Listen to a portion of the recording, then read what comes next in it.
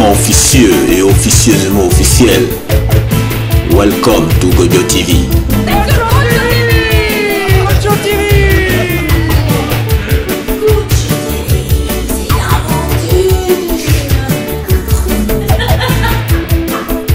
Welcome to Gojo TV.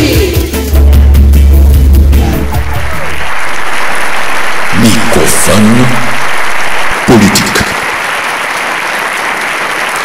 Qui a dit quoi? Je dis donc bonsoir Chikib. Bonsoir. Ben, tu es historien politique, c'est ça, c'est comme ça qu'on peut dire. Si on veut, plutôt oui, disons qu'on va travailler sur des questions de géopolitique. D'accord.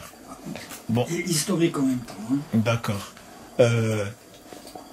Là, on a la France, on a l'Algérie et le Maroc.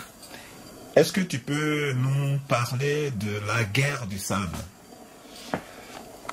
Alors, la guerre des sables, elle intervient à peu près, disons, une année après l'indépendance de l'Algérie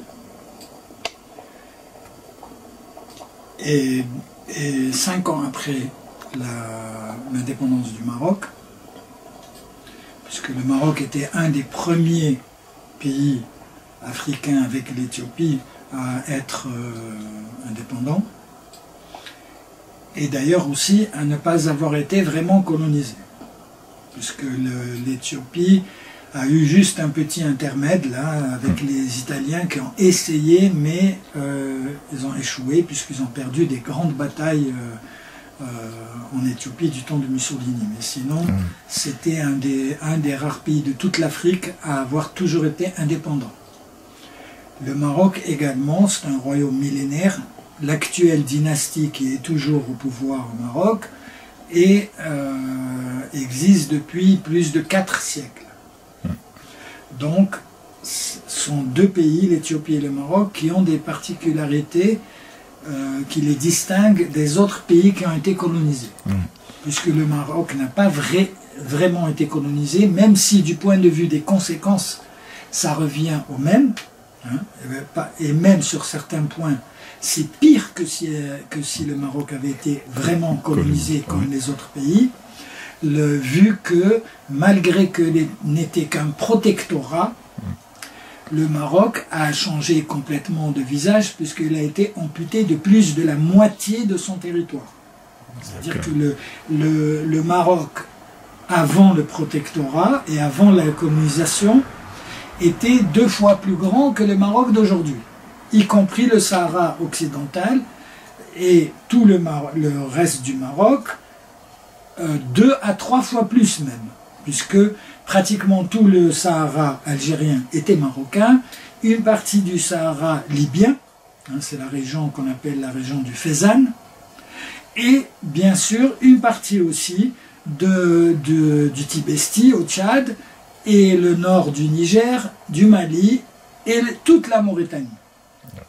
Tout ça, c'était l'ancien empire chérifien, on appelait ça, qui était lui-même précédé, hein, depuis plus de 1000 ans, par 6 autres dynasties que celles des Alaouites, qui se sont succédées. Ce qui fait que ce n'est pas une histoire comme ça factice, ou c'est une histoire qui est plus que millénaire, et qui est donc ancrée dans les populations et qui implique une certaine culture, un partage de la même histoire, etc., etc. Et qui est d'ailleurs, qui était au cours de l'histoire partagé avec les pays de l'Afrique subsaharienne. Parce que quand on voit par exemple des anciennes dynasties comme les Almoravides, en arabe les Mourabitoun, qui sont les Senhaja, qui étaient largement implantés au Sénégal, mais aussi jusqu'au Ghana. Il y a plus de 1000 ans, il y a même 2000 ans, même à l'époque anté-islamique. Donc, tout ça nous remet dans un contexte qui a été complètement effacé par la colonisation. Vu que le Maroc se retrouve d'abord, tout au début, D'abord, il faut bien tenir compte du fait qu'il a été colonisé par plusieurs puissances coloniales. D'abord sur le littoral, par des comptoirs commerciaux et portuaires, ou maritimes, portugais et espagnols, comme Mogador, Mazagan et d'autres villes du littoral, et Ceuta aussi. C'est pour ça que Ceuta est toujours espagnol, mais ça date de plusieurs siècles. Ça date des siècles où il y avait la traite, entre autres, où il y avait entre autres la traite des esclaves triangulaires, qui faisait que également dans le reste de l'Afrique, le colonisateur se contentait d'avoir des enclaves portuaires sur les côtes, le littoral de l'Afrique. Mais il n'avait jamais pénétré à l'intérieur. La pénétration intérieure de l'Afrique, elle date de la fin du 19e siècle. Et donc, à la fin du 19e siècle, au début du 20e, pour le cas du Maroc, le Maroc, à partir de 1912, est considéré comme un protectorat français, mais il a une partie nord qui est colonisée par l'Espagne, c'est la région du Rif, et il a une partie sud qui est colonisée aussi par l'Espagne, qu'on a appelé le Sahara occidental, qui est marocain.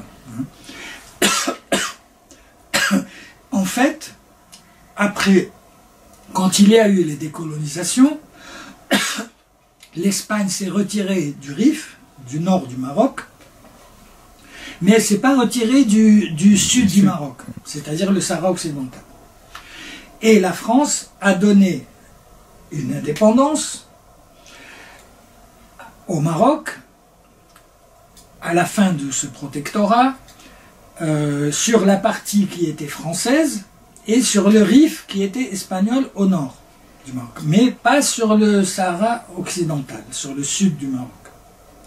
Pourquoi? Parce qu'il était toujours colonisé et occupé par l'Espagne. Après l'indépendance du Maroc, de la partie du Maroc à qui l'ancien empire français a attribué l'indépendance. Donc ce n'est pas son vrai Maroc, ce n'est pas le vrai Maroc. Et tout le Sahara qui était à l'est de l'actuel Maroc, c'est-à-dire le Touat, la Saoura, le Touat, l'Atlas saharien, le Hogar, le Tassili Najer, le Fezzan en Libye, et tout le reste, l'Azawad au Mali, la Mauritanie en entier, et la région de l'Aïr et du Tamesna au Niger. Et en partie le Tibesti et l'Enedi. Donc toutes ces régions-là faisaient partie de l'empire chérifien. Donc le Maroc que l'on voit sur les cartes aujourd'hui n'a rien à voir avec ce Maroc ancestral et millénaire. Et dans lequel d'ailleurs il n'y avait pas de frontières fixes et des frontières qui établissent des séparations entre les gens, entre les peuples, entre les cultures et entre les civilisations, comme le font les frontières modernes. Il n'y avait pas de frontières comme dans tous les autres empires africains, ou royaumes africains. Il n'y avait pas de frontières fixes délimitées territorialement. Pourquoi? Parce que ces espaces ou ces entités étaient plus culturelles et historiques que territoriales, vu qu'elles pouvaient d'ailleurs changer, et les zones de contact entre les différents royaumes et empires africains d'autrefois étaient plus des zones de communication et d'échange que des zones de séparation comme des murs, puisque les frontières coloniales, dans la conception des frontières modernes, actuelles, c'est comme des murs, elles sont considérées comme des murs. C'est des murs. Voilà, sont des murs. Et particulièrement pour les Africains qui justement n'ont jamais adopté cet instrument de séparation à la fois des peuples, du commerce, de l'économie, etc., entre les différentes régions africaines. Hein. Donc, c'est vraiment des murs. Et c'est ressenti comme tel. Hein. Et d'ailleurs, les Africains eux-mêmes, et certainement jusqu'à aujourd'hui, en tout cas au moins jusque dans les années 90, ça c'est certain, je l'ai vu de mes propres yeux, les Africains par exemple qui habitent au Burkina, hein, au Burkina Faso, ils rentrent à pied au Togo ou au Niger ou au Mali, voilà, d'une manière tout à fait naturelle, sans passeport, sans rien du tout. Il n'y a même pas d'ailleurs de poste frontalier. Et donc, voilà, les gens circulent et les gens et leurs biens. C'est-à-dire, quand il s'agit de pasteurs ou d'éleveurs, leurs biens, ce sont des troupeaux, donc ils vont et viennent d'un côté ou de l'autre, du Burkina ou du Niger, ou du Nigeria ou du Bénin, etc., librement, sans passeport, sans rien du tout. Pourquoi? Parce que leurs ancêtres ont fait ça depuis des millénaires. Et tout d'un coup, au XXe siècle, on leur impose cette conception de la frontière, une conception mûre. Comme l'a dit Joseph Kizerbo, un des grands historiens africains, qui est quasiment contemporain, puisqu'il n'y a pas si longtemps que ça qu'il est décédé, et dont l'université de Ouagadougou porte le nom. C'est Joseph Kizerbo. Et lui, il a, en étudiant cette question des frontières coloniales, il a parlé de vivisection de l'Afrique. Vous voyez, donc la vivisection, c'est opérer des découpages au scalpel sur des cadavres et les couper en morceaux. C'est ça qu'ont fait les empires coloniaux quand ils se sont retirés et ont donné les indépendances aux Africains sur le cadavre de l'Afrique. Sur le cadavre colonial de l'Afrique, on a pratiqué une autopsie en le découpant en morceaux, ce que Kizerbo a appelé la vivisection de l'Afrique. Et là, pour ça, il a tout à fait raison. Et lui-même aussi considéré avec d'autres chercheurs. Hein, il y a d'autres chercheurs qui ont fait des colloques et tout ça sur ce sujet. Hein, dans les années 80, 90, 70 aussi. Et donc, il y avait une certaine unanimité, au moins chez les intellectuels et universitaires africains, pour considérer que la frontière coloniale est un mur. C'est une façon de construire un mur entre Africains. La même chose, qu'il s'agisse de l'Afrique du Sud, ou qu'il s'agisse de l'Afrique de l'Est, ou de l'Afrique de l'Ouest, ou de l'Afrique du Nord, c'est la même chose. Les frontières jouent le rôle de mur. Donc, que s'est-il passé en 1962 au nord de l'Afrique? Il y a eu l'indépendance de l'Algérie.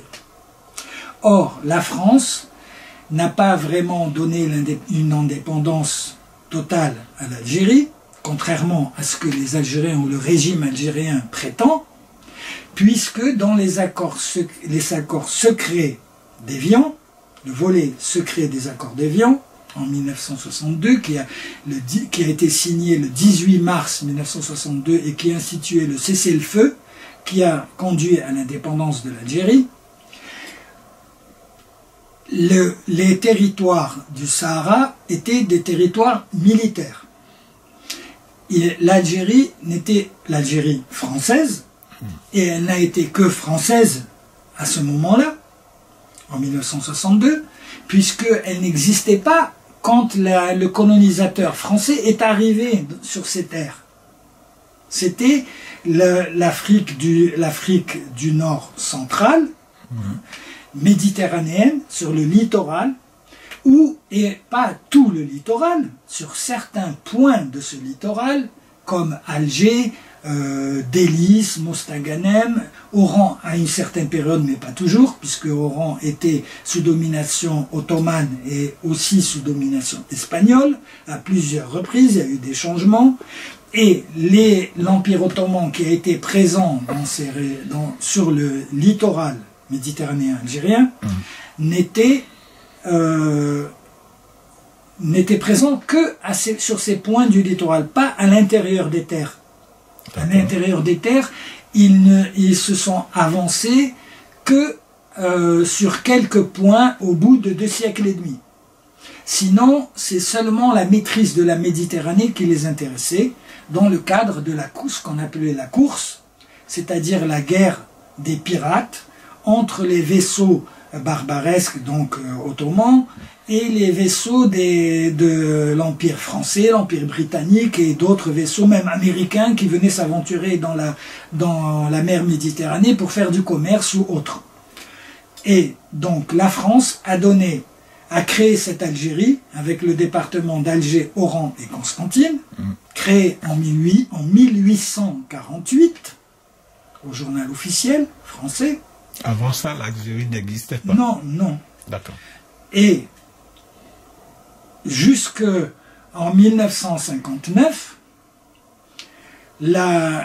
c'est seulement en 1959 que la France, dans un nouveau décret de dernière minute, alors que les négociations étaient déjà engagées avec les indépendantistes du FLN, etc., elle a créé, par décret, paru au journal officiel français aussi, elle a créé 2 nouveaux départements dans le Sahara. Le département des Oasis, c'est l'est du Sahara, de Biskra jusqu'à Tamanrasset, et le département de la Saoura, qui est tout l'ouest du Sahara que vous voyez aujourd'hui dans la carte de l'Algérie, qui lui aussi était marocain, qu'ils ont appelé, dans un décret de 1959, exactement de décembre 1958. Si je me rappelle bien, le 30 ou 31 décembre, la fin de décembre 1958, c'est pour ça qu'on dit 1959. Ce département s'appelait le département de la Saoura. Donc il y a eu 2 départements, à partir de quoi ils ont été créés, à partir du territoire militaire. Comment tu t'inspires avec cette musique qui est très mélangée? Tu peux me parler un peu de ta musique? Ma musique, elle correspond à mon histoire de vie en fait. J'ai été un enfant qui a été beaucoup déplacé parce que mes parents viageaient beaucoup à cause de leur respectif boulot. Donc j'ai grandi dans ce village, j'ai pris le goût du voyage, j'ai pris le goût des rencontres. J'ai jamais eu peur des gens et donc je me suis jamais limitée en fait à mes influences. J'ai pas fait des albums pour me dire il faut faire un album qui est de bossa nova parce que je suis brésilienne. Je trouve ça même très triste et donc voilà, je mélange juste toute la musique que j'ai faite, c'est un rapport direct avec mon histoire de vie. Le reggae, le reggae, l'époque, la musique latino, l'Afrique, beaucoup d'Afrique évidemment, de la pop, du raga, du rap, le griot même, sénégalais, parce qu'au Brésil on a aussi une espèce de griot. Tu as des parents musiciens ou quoi? Pas du tout, aucune personne dans la famille fait de la musique. Je me suis dit aussi à l'époque qu'il fallait que quelqu'un fasse de la musique. Tu es une vraie étoile alors. Et maintenant, tu as combien d'albums maintenant là? On a 3 albums, là, l'actif, on a sorti 3 albums en 6 ans. On a fait plein de dates, on est très contents, on est en tournée internationale et demain on part en Afrique. Wow. Et tu chantes maintenant, j'ai entendu un morceau là, tu chantes en français et tout. Ben oui, en fait, c'est au bout des 3 albums, je me suis dit ça c'est bien quand même de chanter une chanson en français parce que le public francophone me suit depuis mes débuts et ils viennent en France à me comme ça, c'était une façon à moi de leur remercier. Ouais, ça veut dire que tu es installé définitivement en France ou bien? Oh, définitivement c'est un gros mot, pour l'instant je suis là. D'accord Flavia. En tout cas moi j'ai heureux de te rencontrer et maintenant j'ai des belles images de toi. Merci. Allez, au revoir. Profite. Cette chanson elle s'appelle De mon vœu.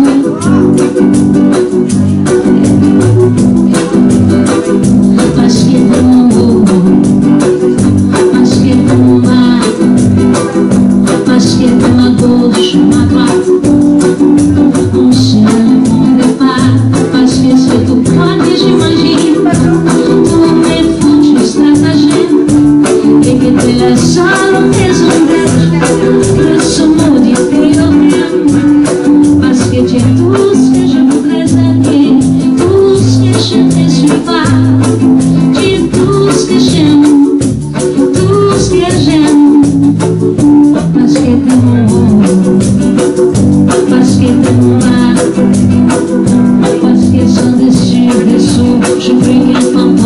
j'ai tout, parce que t'es mon seul problème, et mon seul remède ici-bas, parce que t'es le poison et la cure, c'est la seule chose dont je sois sûre.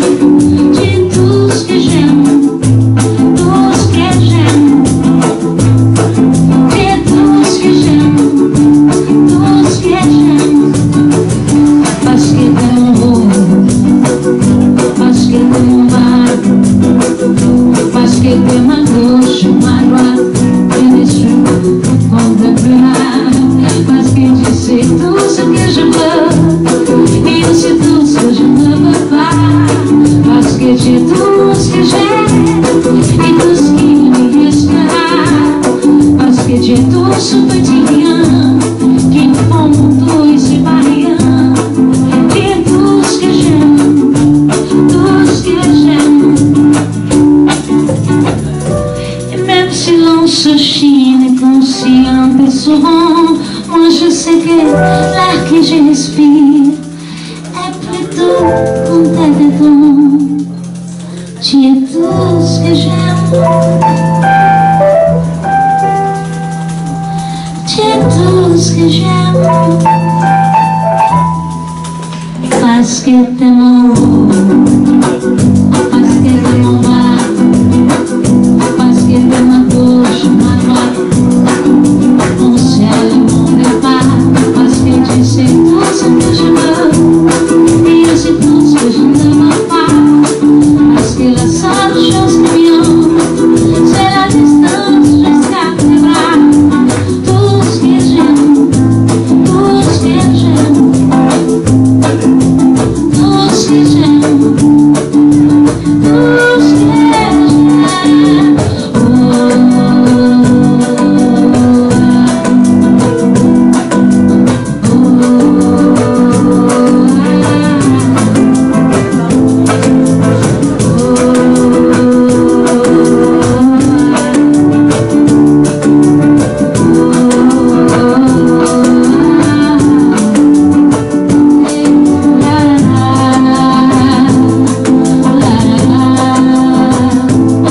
Parce que tu es tout ce que j'aime, tout ce que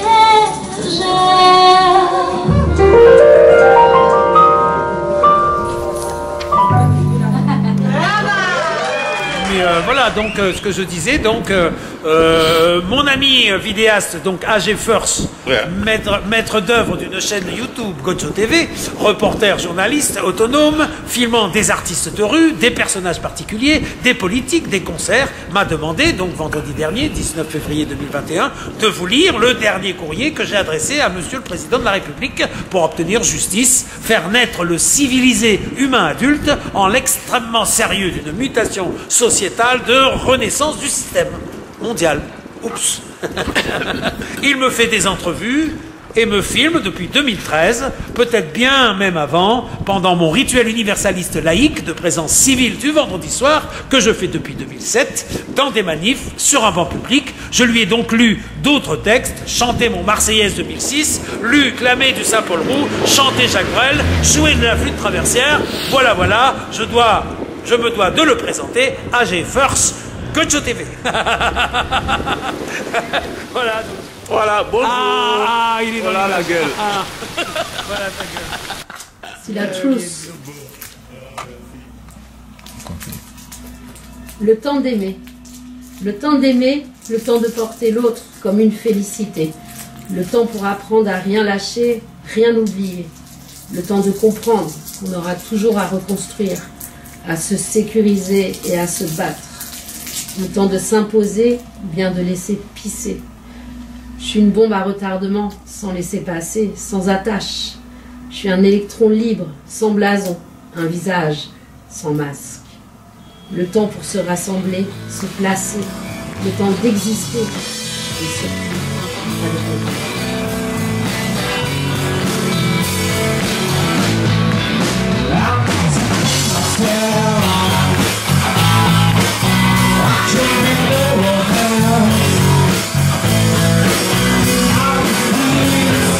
Sorry.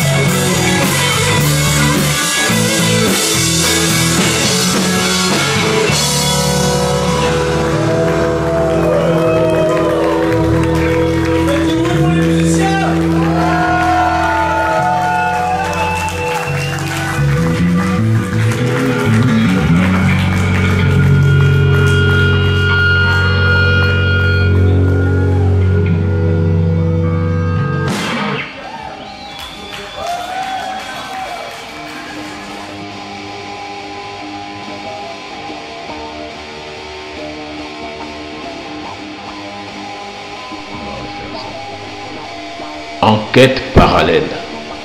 Aujourd'hui, je parle avec le peintre Jean-Pierre Bressoux. On écoute Jean-Pierre Bressoux.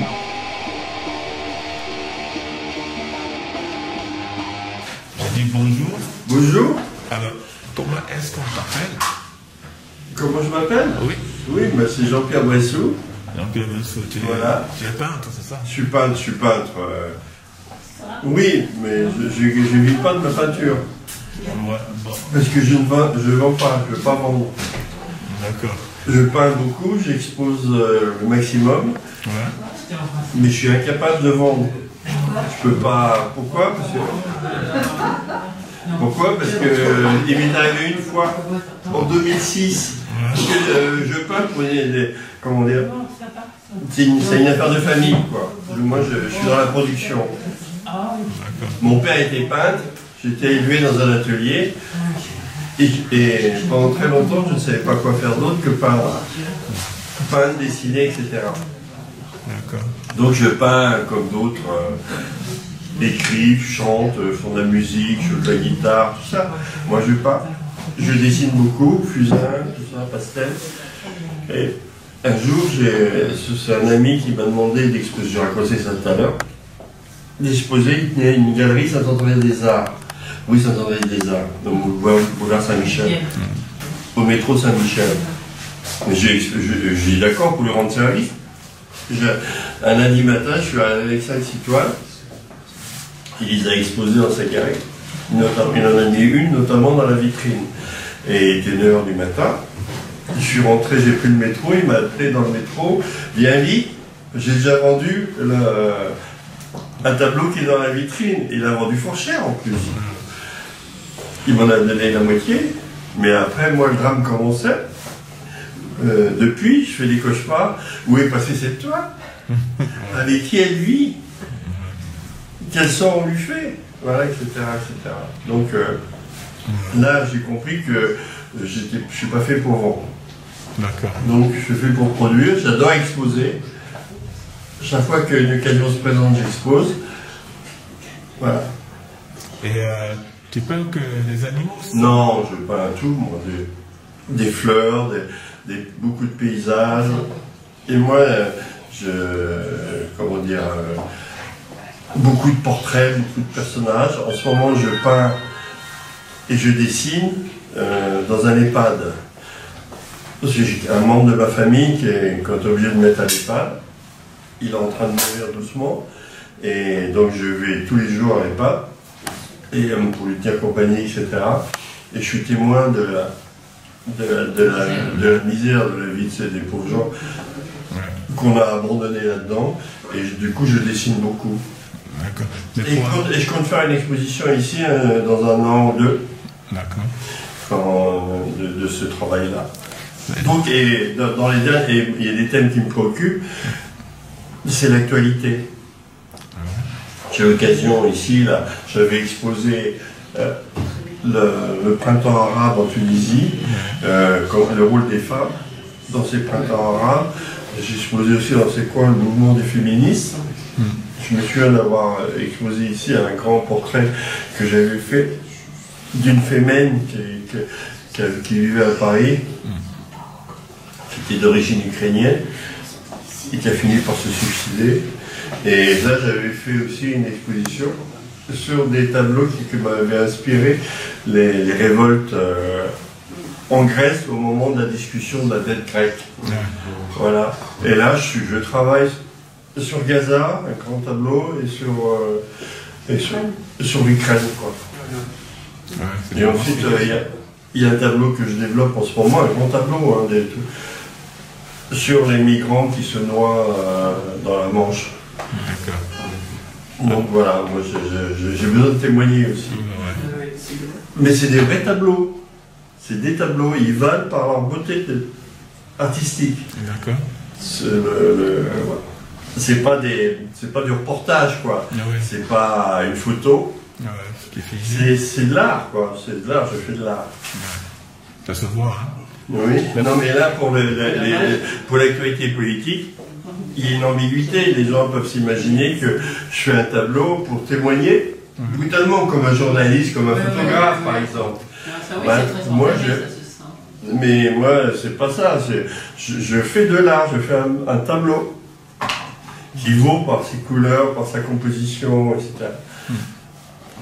Pour arriver à ce stade, tu as dû faire une école quand même? Non, jamais. Comment on a... Non, moi je suis fils de mon père. Je suis fils de mon père a été peintre et lui il a beaucoup vendu. Il avait des Picasso était un de ses amis, tout ça. On habitait au quartier latin, on habitait rue de Verneuil, au 34 rue de Verneuil, il y a encore l'atelier au 7e étage. Et moi j'ai été élevé dans l'atelier. D'accord. Voilà.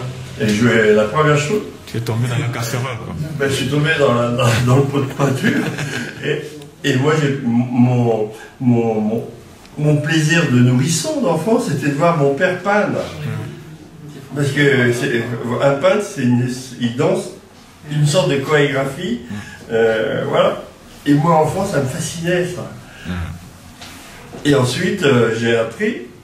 Moi, j'ai appris à peindre, à dessiner, à peindre, avant de savoir écrire. Et même avant de savoir parler, paraît-il que j'ai parlé très tard, à l'âge de 4 ans seulement. Donc, parce que je dessinais, c'est tout. Ouais, t'avais des pinceaux dans la bouche, alors, entre temps. Voilà. Donc, je suis pas allé à l'école. Et je suis content de ne pas être à l'école. Parce que moi, je me souviens, mon père qui a fait les écoles des Beaux-Arts, beaucoup d'amis à lui faisaient l'école des Beaux-Arts, et là, ils étaient imprégnés d'un style. Et toute leur vie, ils n'arrivaient pas à sortir de ce style. C'est une espèce de carcan. Vous voyez, mon père, j'ai vu mon père se battre et essayer de sortir de ce carcan. Et il n'est pas vraiment arrivé. Et moi, je suis libre. Il est pris par les coudes. Voilà, c'est ça. L'école, ça formate l'école. Et moi, je ne me sens pas formaté, moi, pas du tout. Je fais selon mes envies, mes forces. Voilà. Ça, c'est la première exposition que tu fais ou la deuxième? Ah non, j'en ai fait plein. J'en ai fait plein d'expositions. J'ai même fait des expositions à l'étranger. La première exposition que j'ai faite il y a très longtemps, je ne suis pas capable de dire la date. C'était en Espagne, à Séville. C'était un ami qui était sévillan, qui est venu en France, qui a fui les prisons franquistes et qui a tourné en Espagne, que quand Franco est mort, et il s'était arrangé avec ma femme pour embarquer un certain nombre de mes dessins, de mes peintures, et à mon insu, j'ai fait une exposition à Séville. Et voilà. Je fais des expositions en Suisse, je fais... voilà. Mais vu que tu ne vends pas tes tableaux, comment tu... Ils ne vendent pas? Oui. Donc, comment je fais? C'est simple. J'ai fait des études. J'ai réussi j'ai beaucoup... Comment dire, dans toute l'industrie, j'ai très bien réussi mes études. J'ai fait plusieurs métiers, quoi. Notamment, j'ai fait toute une carrière dans l'éducation nationale. J'étais prof, j'ai fini chef d'établissement, proviseur et tout. Donc, et tout en continuant à dessiner et à peindre.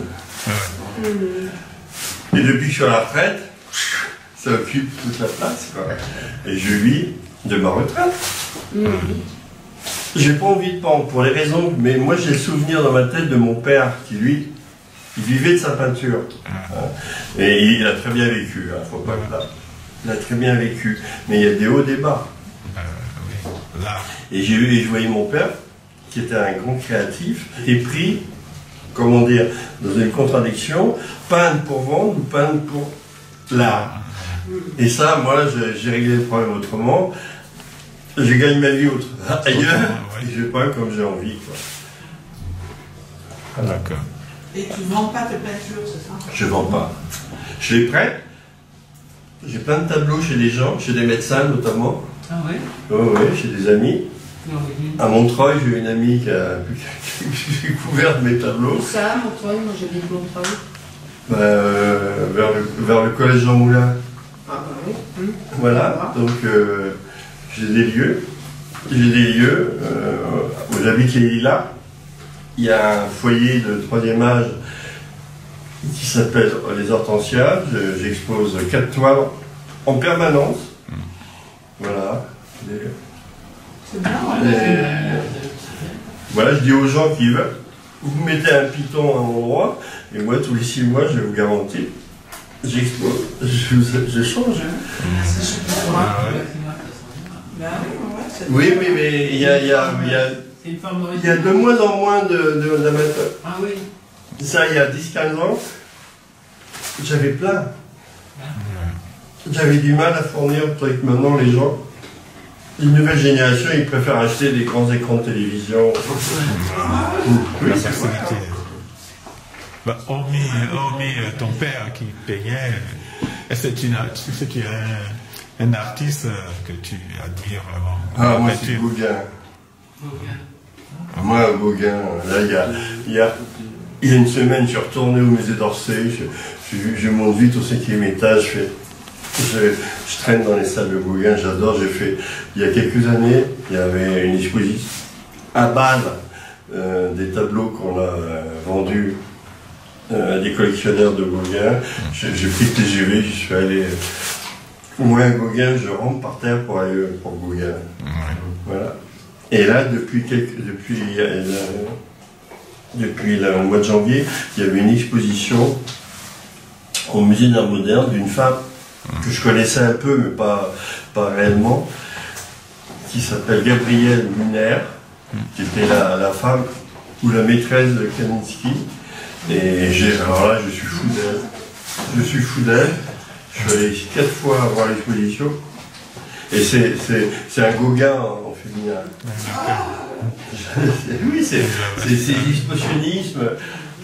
Moi, Gauguin, j'adore les couleurs, les compositions et tout. Voilà. Sinon, j'adore tout. Moi, j'aime toutes les peintures, moi. T'es un artiste, quoi, un vrai artiste. J'en sais rien, mais... je sais pas ce que c'est qu'un vrai artiste. Ne pas vivre de ton art et avoir le plaisir de le faire. Donc, oui, c'est ça, c'est plaisir. Tu as ça dans... J'ai 2 grands plaisirs, moi. C'est peindre, exposer ma peinture, et l'autre, c'est discuter, parler, échanger avec des vrais peintres. Ouais. Là, j'ai un ami qui est venu me voir mardi matin. Il est passé chez moi. C'était une féerie, quoi. Ouais. Rencontrer un peintre, rencontrer un artiste et parler d'art, ouais. Voilà. Ok. Moi, je vais arrêter. Qu'est-ce que tu as envie de dire je vous remercie. Moi, je vous laisse l'occasion. Je vous remercie Anne-Marie. Ouais. Parce que c'est un peu accidentel. Anne-Marie, c'est une grande artiste. Ouais. Et je peux témoigner. C'est un jour, je suis rentré dans cette boutique, il y a longtemps, hein, parce qu'on m'avait volé mon vélo. Et c'est un vélo neuf. Bon. C'est mon fils qui m'avait dit, j'avais toujours des vieux vélos. Il m'a dit, papa, quand même, bon, on a. T'as assez de moyens pour te payer un vélo. Alors, à force de me le dire, parce que le vélo que j'avais, il était lourd, il était vieux, il grinçait de partout. Je dis, pourquoi pas, j'ai acheté un vélo. 9 mois après, volé. Et l'assurance me l'a remboursé. J'en ai acheté un autre à Montreuil, un magasin qui était tenu par un gars qui s'appelait Alexandre, un jeune, qui était tout content de me revoir. Et il m'a dit, continue. T'as un vélo, fais-toi voler, remboursé. On en a volé 4 comme ça. De 9 mois en 9 mois. Voilà, donc je remercie Anne-Marie. Alors, deuxième, un jour, elle me dit, expo, je sais pas, je comprenais pas très bien. Je lui dis oui. Je lui dis oui. J'étais élevé comme ça. Quand on comprend pas, on dit oui. Je lui dis oui. Et après, dans ma tête, j'ai mis plusieurs mois, j'ai fini par comprendre ce qu'elle m'avait dit. Elle me proposait de venir exposer ici. Et là, je me suis précipité en vélo, il pleuvait. Comme ce jour-là, je lui ai dit oui. Et crac, elle m'a dit, c'est le 30 juin. Elle m'a dit, il faut amener les toiles le 30 juin. Pour 3 mois. Pour 2 mois. Voilà, donc je la remercie énormément parce que du coup, moi, quand j'expose dans les salons, j'expose 3-4 tableaux. Et donc, dans mon appartement et dans ma cave, j'ai plein de tableaux, je les roule et tout. Bon. Et là, pour couvrir les murs ici, il a fallu que je puise dans mes réserves. Et du coup, là, j'ai retrouvé des tableaux que j'avais fait il n'y a pas très longtemps. Et moi, ça a été, je me suis retrouvé, je me suis rencontré ici. Oui, en plus, c'est déjà la 3e qu'il fait parce qu'il a exposé d'abord plein de paysages, des fleurs, des arbres, des fleurs. Après, c'était toutes les choses, comment on appelle politiques. Les engagements. Les engagements, c'était les engagements des jeunes, Palestine, la révolution tunisienne, tout ça. Et les là, effets Feynman, et là, c'est les animaux, c'est vraiment... C'était alors c'est Anne-Marie qui m'a dit, parce que j'aurais pas dû exposer en septembre. Il y a l'artiste qui s'est décommandé, c'est ça? Ouais, et elle me propose d'exposer. Et elle me dit des animaux. Je dis oui, j'ai sorti. Chez moi où j'habite, j'ai plein de tableaux de mes animaux qui sont morts, mes coquers, tout ça. Bon. Et il est où votre atelier? J'ai pas d'atelier, moi, c'est chez moi, c'est au Lila. D'accord. Et en fait, il y a des ânes au Lila, là. Non, il n'y a pas d'âne au Lila. Et ça, c'est au Morvan, ça, dans ma maison, dans le Morvan. À Autun, vers Autun. À Autun, c'est ça. Entre Autun et Creusot. Ok. Voilà. Il a fini. Bravo. Mais c'est pas fini, hein. On attend la suite, hein. Oui, vous l'aurez. Vous l'aurez, la suite. La prochaine fois, ça sera... En tout cas, merci beaucoup. Je sais pas, ça dépend d'Anne-Marie. Parce que, alors, il y a eu les paysages, les engagements politiques. Là, c'est les animaux. Et alors, oui, en ce moment, comme je vous l'ai dit, je fais des grands fusains de 1 mètre de haut sur 70, des résidents d'un époque.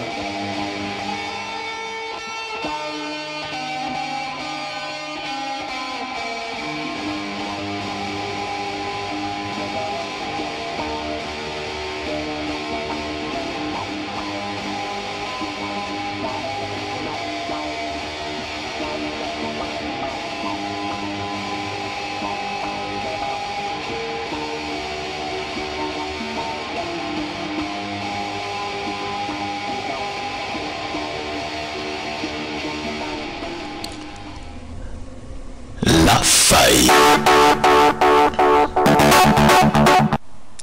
Bonjour. Je ne sais plus là où j'en suis. J'ai trouvé ou j'ai pas trouvé. Je tourne en rond.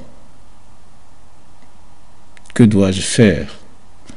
Bienvenue à Transmission, le journal officiel des 3W.web. La cour. Celui qui a trouvé le vrai a aussi trouvé le faux. L'un se trouve toujours en face de l'autre. C'est une évidence. Ah oui, je suis d'accord. Merci. Et à bientôt pour une autre idée. Au revoir.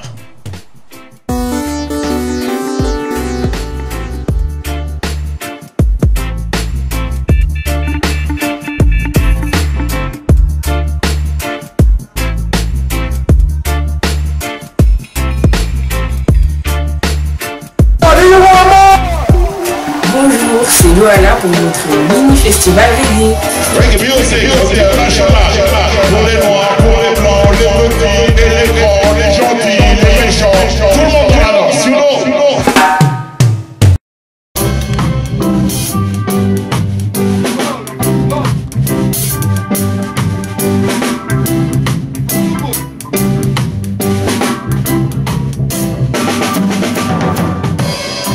Just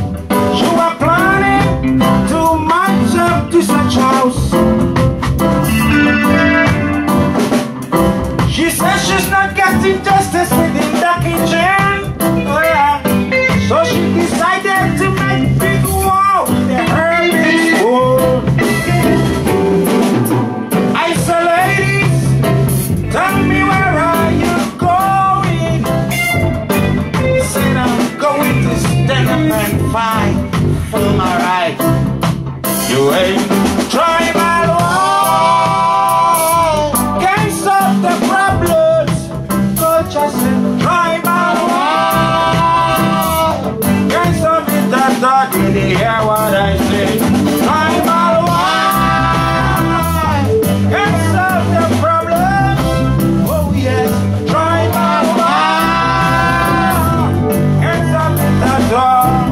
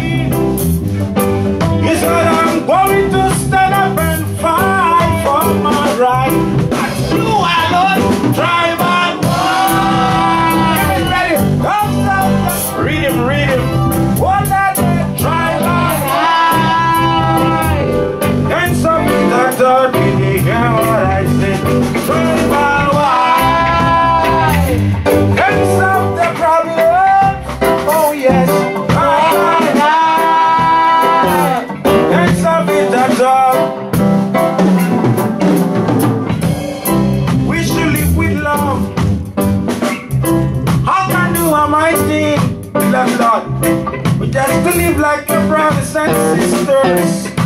Well done. Countries against countries. Fight the tribal war. All we need is love. Tradition way of war.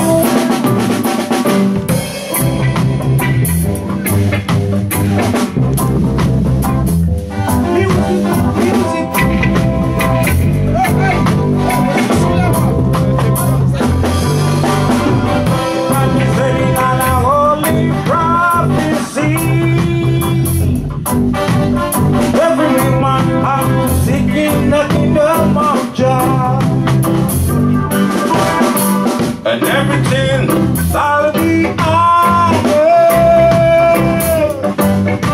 So take your the lighter and start to light it up. Come let me burn them Babylon days. Iniquity we could not stamp on the judgment day. Come let me burn them.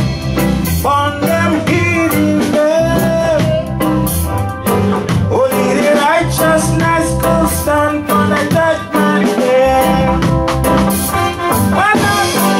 It had been also said in the prophecy. Oh, unto the other killer's pasture, who are trying to lead your sheep astray and knock them out of the holy Mount Zion. I live this and I say I is my redeemer. He's the one that just sang me right to come for all. Fire from the root of baby.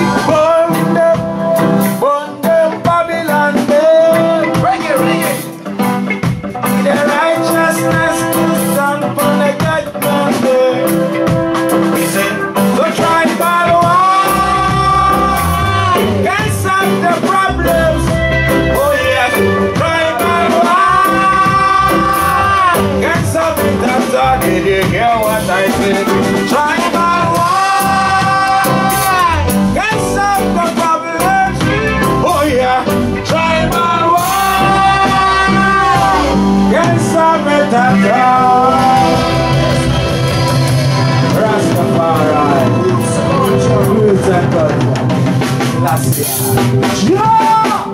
Rastafari. Thank you very much. I'm gonna get this section and all the brethren with the energy and strength. À bientôt sur Gojo TV.